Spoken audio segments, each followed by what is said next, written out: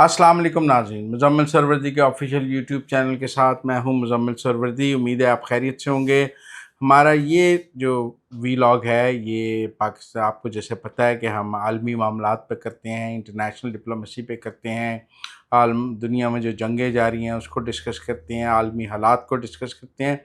तो आज भी उसी पर ही बात करेंगे। ज़रा पाकिस्तानी सियासत पर कम बात करने की कोशिश करते हैं, लेकिन कई दफ़ा इंटरनेशनल रिलेशंस में फिर पाकिस्तान ऐसी जगह आ जाता है कि फिर बात पाकिस्तान की ही होती है। 31 अगस्त से चीन में SCO शंघाई ताउन तंजीम का सरबराही इजलास हो रहा है।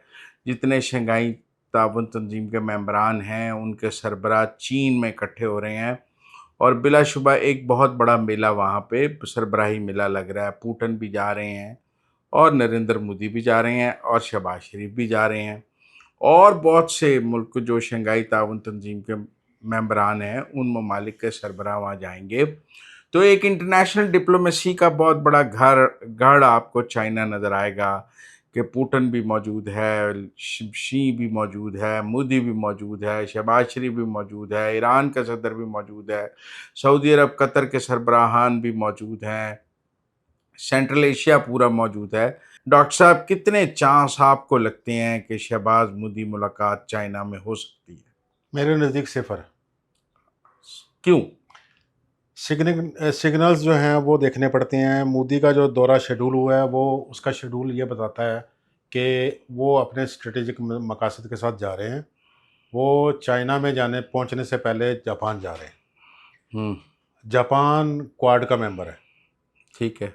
क्वाड में जो मेंबर्स हैं वो आपको पता है वो चाइना के ख़िलाफ़ इत्तेहाद है।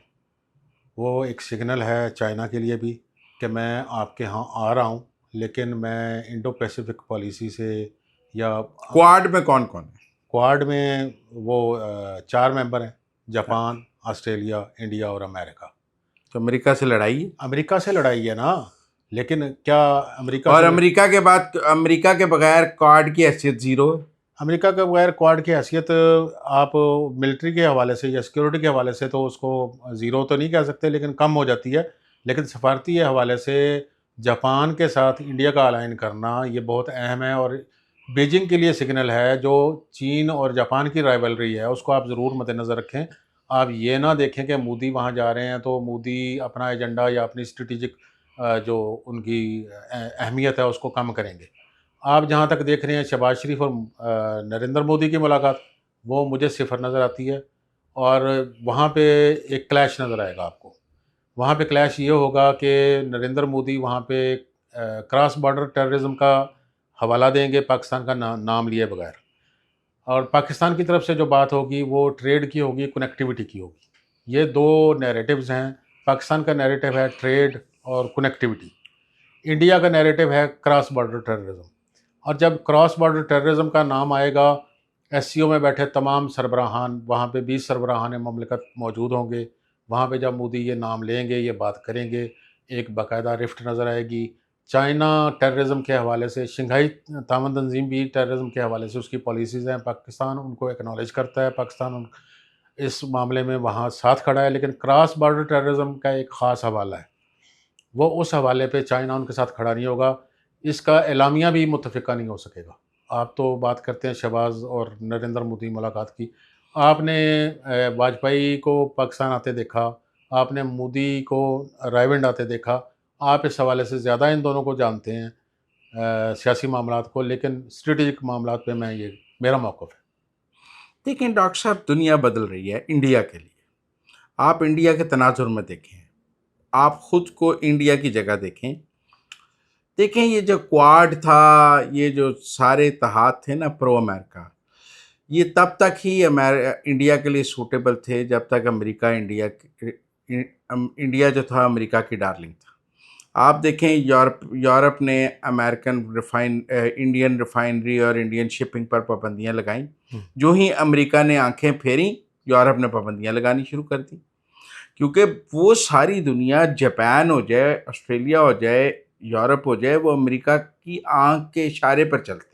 नहीं, यहाँ पे मैं इख्तलाफ करूँगा, दोबारा बात तो पूरी कर लेने दें। बात कर लेगी। ठीक है ना। तो मेरा ये ज़ाती तौर पे ख्याल है कि इस वक्त इंडिया वेस्ट की डार्लिंग नहीं है।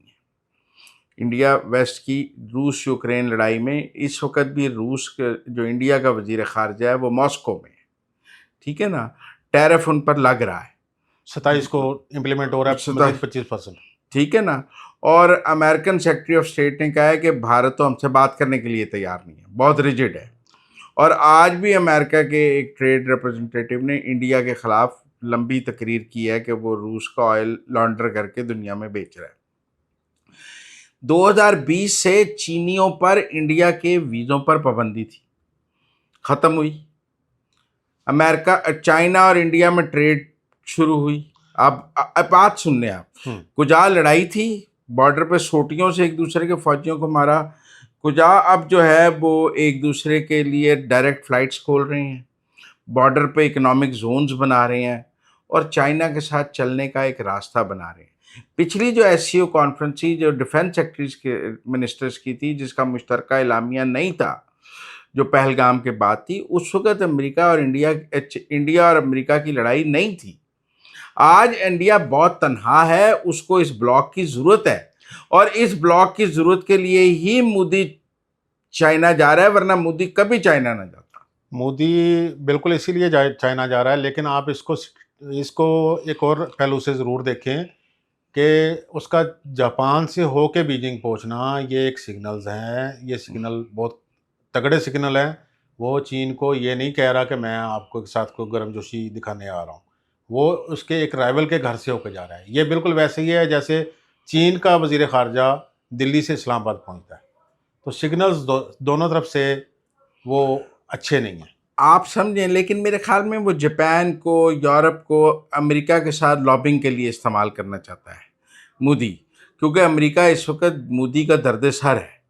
उसकी मईशत की बहुत गिरेगी अगर अमेरिकन टैरिफ लगेंगे, अगर होगा, लेकिन वो रूस को भी नहीं छोड़ सकता क्योंकि दिफा सारा रूस पर है। हम पहले भी ये बात कर सकें। मुझे ऐसा लगता है कि शंघाई में कोई ब्रेक थ्रू होगा, क्योंकि जो चाइना है, अगर आपने इंडिया और चाइना के ताल्लुकात ठीक करने हैं तो फिर पाकिस्तान उसमें एक बोन ऑफ कंटेंशन है, उसके भी साथ ताल्लुकात ठीक होंगे। ये मैं पैकेज समझता हूँ, मैं नहीं समझता कि चाइना जो है इस पैकेज के बगैर। चलें, इस पे मैंने तो सिफर कह दिया, आप इम्कानात बताएं फिर क्या मुलाकात। हैंडशेक पे बता दें, सिर्फ हैंडशेक। मुझे 50% से ज़्यादा लगती हैं। नहीं, मैं आपको एक बात बताता हूँ, बहुत ज़्यादा टेंशन थी पाकिस्तान और इंडिया के दरमियान और मोदी और नवाज शरीफ की यूएन में मुलाकात नहीं हो सकती थी। आप बात समझें, मोदी जाती उम्रा से होके गए थे, उसके बाद आपको पता है वाक़या हो गया था और वो मुंबई वाला, फिर तल्लुकात ख़राब थे। लेकिन मुंबई जब हॉल में यूएन के बैठे हुए थे तो मोदी ने नवाज शरीफ को वेव किया, वो वेव भी एक सिग्नल था। आप बात समझें, नहीं तो हेड्स ऑफ दिस, मुझे ऐसा लगता है कि कोई थोड़ी सी बर्फ़ पिघलने का सिग्नल जो है शंघाई में होगा। सर, आप इस बात को भूल रहे हैं कि वो उस वक्त नवाज शरीफ थे, इस वक्त शहबाज शरीफ है। शहबाज शरीफ की मुझे करेज डिप्लोमेसी के हवाले से उसकी करेज मुझे नज़र नहीं आती। नवाज शरीफ का एक स्टांस था इंडिया के हवाले से, वो इस्टेब्लिशमेंट से उस बात पे लड़ भी लेते थे, उस बात पे बहस भी कर लेते थे।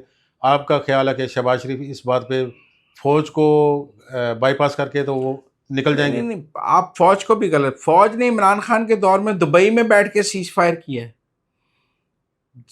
अजीत दवल और फैज़ के मुज़ाकरात दुबई में हुए सीज फायर के लिए। फौज ने कभी इंडिया से बातचीत से इनकार नहीं किया। फौज इंडियन हेजमनी को नहीं मानने को तैयार है, लेकिन इंडिया से मुज़ाकरात के खिलाफ नहीं है। वो नवाज शरीफ दौर में और अगर आपका आर्मी चीफ अमेरिका की ज़मीन पे खड़े होकर कहता है कि मैं आधी दुनिया साथ ले डूबूंगा, वो तो अगर इंडिया जंग करेगा, अगर इंडिया जंग नहीं करेगा तो फिर क्यों ले डूबेगा।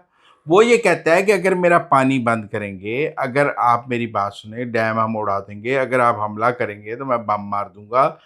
फर्स्ट स्ट्राइक की पॉलिसी है। अगर लड़ाई नहीं होगी तो मतलब एवं दुनिया तबाह कर देंगे, हम पागल हैं। नहीं तो इस माइंड सेट के साथ आप एक गैर मुल्की सरजमीन पे खड़े होकर जब इतनी बड़ी धमकी लगाते हैं तो उसके बाद आप मुज़ाकरात की टेबल पे बैठेंगे या किसी अपने साथ वाले को बैठने देंगे? Power talks to power, Maryam Nawaz का फॉर्मूला है, पावर टॉक्स टू पावर।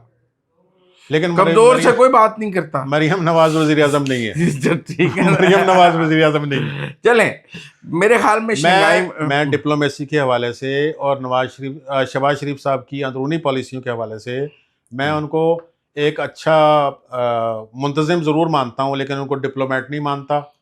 ठीक है आप जी। देखें उनकी डिप्लोमेसी।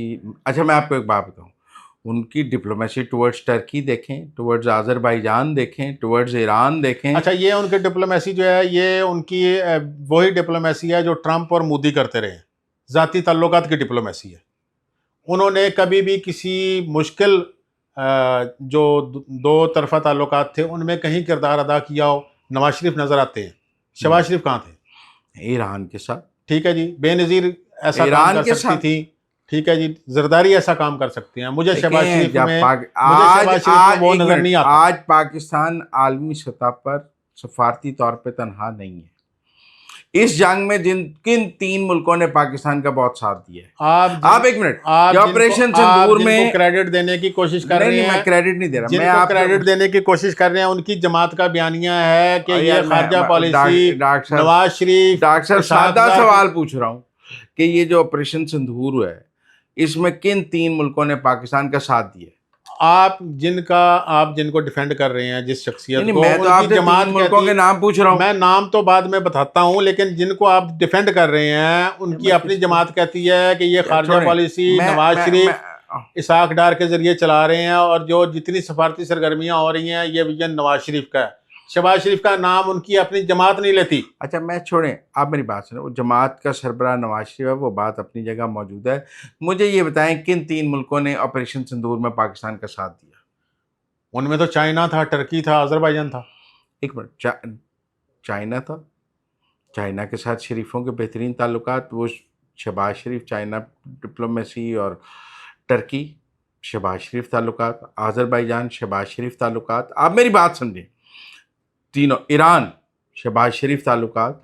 तो ये सारी आपको इस वक्त ठीक है कि आसिम मुनीर छाया हुआ नज़र आता है ट्रंप मुलाकात की वजह से। आप मेरी बात समझिए, ट्रंप मुलाकात की वजह से आपको लगता है सारी डिप्लोमेसी ट्रंप आसिम मुनीर के गिर्द घूम रही है। ऐसा नहीं है। आप मेरी बात सुनिए, मैं आपको फिर बताता हूँ, ऐसा नहीं है। लेकिन अब चलें आगे चलते हैं। हमें शंघाई, आपने कहा 0, मुझे लगा 50%। अब हम शंघाई ताउन तंजीम का इजलास देखेंगे। मुझे नहीं लगता चीन की सरजमीन पर बैठ के मोदी पाकिस्तान को गालियां दे सकता है इस वक्त, मुझे नहीं लगता। अगर वो पाकिस्तान का नाम नहीं लेंगे, नहीं, लेकिन क्रॉस बॉर्डर टेररिज्म का हवाला उनकी तकरीर में लाजमी आएगा। उससे सख्त तकरीर करेगा कश्मीर के हवाले से। आप मेरी बात सुन, मुझे नहीं लगता कि वो शंघाई ताउन तंजीम का दर्जा हरारत ऊपर लेके जाएगा। मुझे लगता है कि वो दर्जा हरारत को हम-आहंगी पे रखना चाहेगा, क्योंकि वो चीन के साथ इकोनॉमिक जोन बनाने जा रहा है।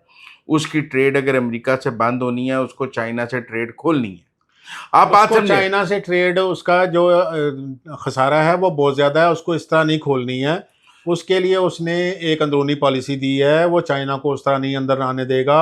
उसने एक नई पॉलिसी दी है, उसने जीएसटी के 3 स्लैब मुतारफ़ कराए हैं, 2% जीएसटी, 5% जीएसटी और 18% जीएसटी। और वो मैक्सिमम चीज़ें जो हैं वो इंडिया की बनी हुई चीज़ें, उन पे जीएसटी 2 और 5% करने जा रहा है, जिसमें वो कारों की जो छोटी कारें हैं उनको भी बहुत सस्ता करने जा रहा है। और इंडिया में कंज्यूमर मार्केट को वो पुश दे के अपनी इकोनॉमी को बेहतर करना चाहता है। वो चाइना को अंदर ला के किसी तरह भी उसकी इकोनॉमी नहीं चल सकती। आप एक बात नहीं समझ रहे हैं, अपने अंदर ला के वो बिल्कुल करना चाहता है, लेकिन माल बाहर भी बेचना है। सारा माल अंदर नहीं बिक सकता। माल $86 बिलियन का अमेरिका बेचती थी जो उसके लोग, वो कई बार दूसरी मार्केट चाहिए वो माल बेचने के लिए।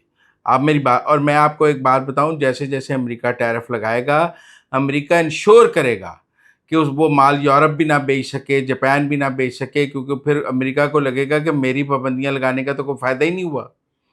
ये अमेरिका की पुरानी स्ट्रेटजी है कि जब वो किसी मुल्क को साइड लाइन करता है, टैरिफ लगाता है, किसी पे सैंक्शन लगाता है, फिर वो अपने तमाम दोस्तों को कहता है लगाएं, क्योंकि ताकि उसकी सैंक्शन बेअसर ना हो जाएं, डीवैल्यू ना हो जाएं। वो उनको उनका वज़न बढ़ाने के लिए फिर अपने दोस्तों को साथ मिलाता है, और मुझे लग रहा है यूरोप साथ मिलेगा, और मुझे लग रहा है कि इसमें जापान जो है क्वाड श्वाड टूट जाना है। क्वाड नहीं टूटेगा। जापान किसी सूरत, जापान और ऑस्ट्रेलिया चाइना से खौफजदा हैं, वो इस क्वाड को नहीं टूटने देंगे। सर चाइना से खौफजदा है, लेकिन वो मोदी जो चाइना के खिलाफ था, आज वो मोदी चाइना के खिलाफ नहीं है। चाइना आज वो मोदी चाइना जा रहा है। वो टेक्टिकल मूव है, वो सिग्नल्स और हैं। सर दो किश्तियों के सवार इस दुनिया में नहीं डल सकते। ब्रिक्स और अमेरिका इकट्ठे नहीं चल सकते, क्वाड और चाइना इकट्ठे नहीं चल सकते। दुनिया दोबारा बाइपोलर हो गई है। अगर आप रूस के साथ हैं तो आप अमेरिका के साथ नहीं, अगर आप चीन के साथ हैं तो आप जापान के साथ नहीं। वो एरा जो बाइडेन का गुजर गया कि आप दोनों तीनों तरफ चल रहे थे। आज इंडिया का सबसे बड़ा मसला ये है कि उसने ज्यादा किश्तियों में पांव रखा हुआ है, उतनी किश्तियों के साथ वो चल नहीं सकता। नहीं, इंडिया की हमेशा से पॉलिसी जो है, वो स्टेटेड पॉलिसी जो है, वो मल्टीलैटरलिज्म है। वो कभी भी किसी एक ताकत को, सर वो हमेशा रूस के कैम्प में रहा। जब सर्द जंग के दौर में वो रूस के कैम्प में रहा, वो अमेरिका के कैम्प में नहीं रहा। हम अमेरिका के कैम्प में रहे, वो रूस के कैम्प में रहा। गैर जानबदारी के नारे की बात ना करें। हम अमेरिका के कैम्प में रहे, वो रूस के कैम्प में रहा। जब हमारे अमेरिका से ताल्लुकात ख़राब हो गए, वो अमेरिका के कैम्प में घुस गया और उसने अमेरिका के कैम्प में घुस के काफ़ी माशी फ़ायदे लिए। उसकी इकॉनमी हमें दोबारा खड़ी नजर आई। अच्छा, आप दो किश्तियों की सवारी की बात करते हैं, तो आप अमेरिका और चीन दो किश्तियां कैसे चलाएंगे? कौन? पाकिस्तान। दो किश्तियां अमेरिका और रूस हैं, दो किश्तियां अमेरिका और चीन नहीं है। अभी अमेरिका ने चीन पर कोई पाबंदियां नहीं लगाई, कोई टैरिफ्स नहीं लगाए। अमेरिका खुद चीन से ट्रेड करता है। अमेरिकी मीडिया और अमेरिकी जो डीप स्टेट है, उसका ये ख्याल है कि 2030 तक हम चीन के मुकाबले में किसी न किसी सूरत जंग में होंगे। तो ये फैसला 2030 में होगा, आज नहीं है। आज अभी तक चीन पर टैरिफ्स का निफाज नहीं हो सका, 3 महीने के लिए सस्पेंड किए गए हैं। आज अभी ट्रम्प कहता है मैं बीजिंग जाना चाहता हूँ, या प्रेसिडेंट शी को बुलाना चाहता है। टिकटॉक पे उसने वेवर दिए, दोबारा चाइना में अमेरिका में खोला है। देखो, अमेरिका चाइना के साथ उस सतह पे लड़ाई नहीं लेके जाता जिस सतह पे उसकी रूस के साथ है। आज तक उसने चाइना पे सैंक्शंस नहीं लगाई। आज अमेरिका और चाइना की एक नई जगह पे टेंशन देखने में मिली है। टेंशन वो उनकी, अगर ट्रंप नहीं भी करना चाहता तो पेंटागन करना चाहता है, लेकिन इस दफ़ा तो ट्रंप, वो ऑर्डर ट्रंप का खुद ऑर्डर, ट्रंप का ऑर्डर है। वेनेजुएला का जो बैरी नाकाबंदी हुई है, ट्रंप ने अपने बैरी असासे मूव किए हैं वेनेजुएला के खिलाफ, उनकी बैरी नाकाबंदी हो चुकी है और चाइना ने उस पर, उनकी वजारत खारजा ने बयान दिया और उन्होंने इसकी मजम्मत की है और उन्होंने इसको कहा कि ये बदमाशी है। ये ऐसी ही मजम्मत है जैसी हम रोज़ इसराइल की करते हैं। ये परसों OIC का इजलास हो रहा है, वहाँ सारे मुस्लिम ममालिक इसराइल की मजम्मत करेंगे और हमारा भी बयान आएगा इसराइल के ख़िलाफ़। उससे इसराइल की पॉलिसी, वेनेजुएला के लिए अमेरिका और चीन की लड़ाई नहीं होगी। ये अमेरिका और चीन की लड़ाई नहीं होगी, लेकिन मैं आपको बता रहा हूँ, लेकिन अमेरिका असल, आप ये बताएं, जितनी पाबंदियाँ रूस पर हैं उतनी चीन पर हैं? नहीं, चीन पे तो पाबंदियां तो सच नहीं है, सिवाय उसके कि उनकी टैरिफ की जंग है, वो भी सस्पेंड है 90 डेज के लिए। हाँ। इंडिया पे 27 को लागू हो जाएंगे, चीन पे नवंबर तक नहीं लागू होंगे। चीन की अच्छी डिप्लोमेसी है, उसने उनको, अगर उसने उनको उलझा के रखा हुआ है मुज़ाकरात में। मोदी, वो वहाँ पे उनका एक नेशनलिज्म का उसका नारा है, भाई मैं 56 इंच का चौड़ा सीना और फलां, और उसकी 56 वजह इंच के सीने में तो हो गया सुराख, पैंचर हो गया। मैं आपको सिंपल बात बताऊं, अब मोदी ने अगर चलना है ना रूस के साथ, तो रूस की ज़्यादा डिपेंडेंस है चीन पे। बड़ा बायर चाइना है रशियन ऑयल का, इंडिया बड़ा बायर नहीं है। अगर नहीं, फिर मैंने आपको एक दिन पहले भी आपसे ये कहा था कि रशियन ऑयल के ऊपर जो इंडिया के साथ फड्डा है वो ये है कि तुम हमारे स्ट्रेटेजिक अलाय हो और फिर तुम हमारे एडवर्सरी से तेल भी खरीद रहे हो, उसकी जंग को एक तरह से तेल मुहैया कर रहे हो, डॉलर मुहैया कर रहे हो। नहीं, चीन उनका स्ट्रेटेजिक अलाय नहीं है अमेरिका का। वहां पे मेन डिफरेंस आप देखें। एक ये डिफरेंस मैं मानता हूं, दूसरा डिफरेंस क्या है? चीन रूस का तेल खरीदता है अपनी जरूरत के लिए, हाँ। इंडिया अपनी जरूरत से ज्यादा खरीदता है और फिर बेचता है। ज्यादा बड़ा कसूर ये है कि आप लॉन्डर कर रहे हैं। आपने ही प्रोग्राम से पहले मुझे बताया, अब आप प्रोग्राम में वो बात करने के लिए तैयार नहीं है, सेंसर करना चाहते हैं कि आज ही अमेरिकन जो senior Peter Navarro Peter Navarro ने क्या कहा है, आप बताएं। पीटर नवारो ने आज व्हाइट हाउस में एक लंबी प्रेस टॉक की है और उसने यही लफ्ज़ जो मैंने आप बोल रहे हैं, उन्होंने उसको लॉन्ड्रोमेट का नाम दिया है इस खरीदारी को। और उन्होंने कहा है कि ये उसकी ज़रूरत का तेल नहीं है, बल्कि इससे वो मुनाफा कमा रहा है। चाइना कमा रहा है, चाइना नहीं कमा रहा। देखिए ना फर्क समझे। एक दो रोटियां मैं अपने खाने के लिए ले रहा हूं, एक रोटियां चार लेके दो आगे बेच रहा हूं सब्सिडाइज लेके। तो इंडिया कर रहा था कारोबार। लेकिन लेकिन उसमें सहूलतकारी किसने की? बाइडन ने। बाइडन ने की और यूरोप ने की। हाँ। यूरोपीय यूनियन ने रूसी तेल का रेट मुकर्रर किया, कैप लगाया कि $60 से ऊपर फी बैरल वो नहीं बेच बेशक पाएगा। आज वो सहूलतकारी अवेलेबल है। नहीं, आज नहीं है, लेकिन वो बस आज की दुनिया में जीते हैं हम, कल माजी में नहीं जीतते। आज की दुनिया में जो आज का वर्ल्ड ऑर्डर है, इसमें ये सहूलतकारी अवेलेबल नहीं है। आज की दुनिया में जीते हुए वो मोदी और ट्रम्प जो एक ही जलसे से इकट्ठे खिताब करते थे, आज नहीं कर सकते। आज की दुनिया में जीना सीखें डॉक्टर साहब, मुझे माजी में ना लेके जाया करें।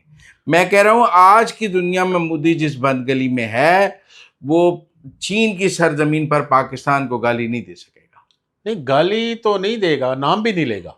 फिर मैंने कब कहा? और वो दबाव में होगा कि उसे पाकिस्तान के साथ कोई कर, क्योंकि अगर उसने, क्या वो चाहेगा कि, वो चाहता है ना कि चीन पाकिस्तान को असला ना दे?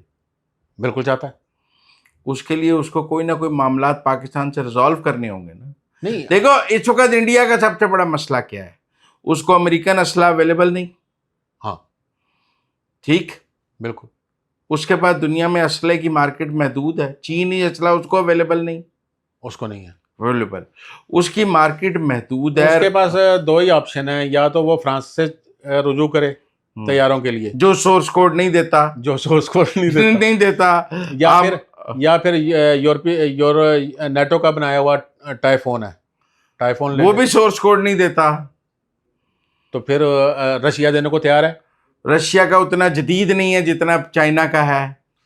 नहीं, SU जो उसका है, मतलब आप बात समझे ना, 57 है वो। तो इसलिए तो है। मोदी बहुत असले के मामले में भी महदूद ऑप्शंस के साथ है, सफारतकारी के मामले में भी महदूद ऑप्शंस के साथ है। लेकिन मेरे ख्याल में आज काफ़ी लंबा हो गया प्रोग्राम।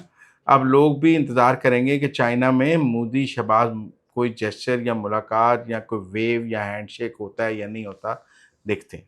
आज तक के लिए इतना ही, इजाज़त दीजिए, अल्लाह हाफ़िज़।